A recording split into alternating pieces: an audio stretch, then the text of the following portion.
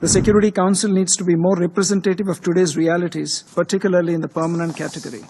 India has been consistently calling for greater representation of Africa in line with the Azulvini Consensus and the Sirte Declaration. I'd like to congratulate Slovenia for the presidency of the Security Council. I also thank Slovenia for organizing this important meeting on UN peacekeeping and briefers for their useful insights. UN peacekeeping is an important tool available to the Security Council for maintaining international peace and security.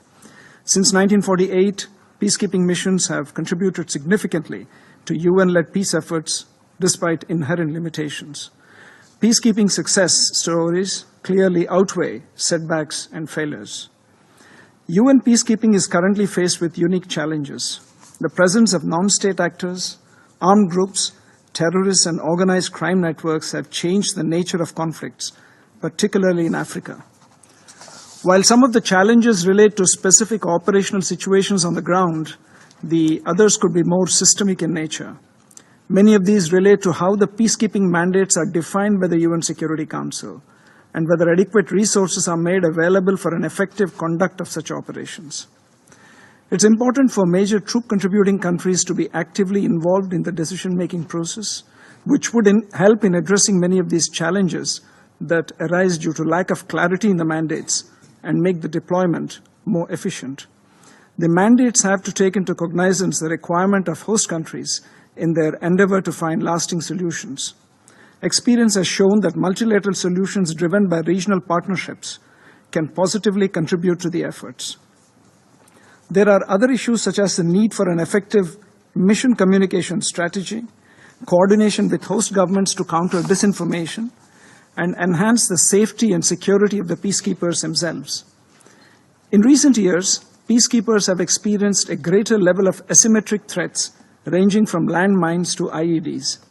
We must ensure that peacekeepers are equipped with a view to enhance their performance while guaranteeing their safety and security.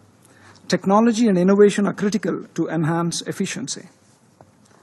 National ownership is also important in peacekeeping and peacebuilding activities and critical for the success of our field missions. Lasting solutions can be achieved only by building capacities and political empowerment. There's also the need to strengthen the capabilities of the security forces of the host countries through provision of training and logistical support. The lack of political unity in the Security Council, often witnessed in recent years, has negatively impacted UN peacekeeping. The Security Council needs to be more representative of today's realities, particularly in the permanent category. Given that more than half of the Security Council's work is focused on Africa, India has been consistently calling for greater representation of Africa in line with the Azulvini Consensus and the Sirte Declaration. The Council should also consider authorizing African Union-led peace support operations. Chair, India is the largest cumulative contributor to peacekeeping, having deployed more than 250,000 troops in more than 50 missions over the last 7 decades.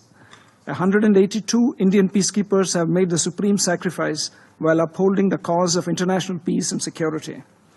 It is now time to move forward with the establishment of a suitable memorial wall for the more than 4,000 peacekeepers who have made the supreme sacrifice. I conclude by reiterating our full commitment to UN peacekeeping operations. Thank you.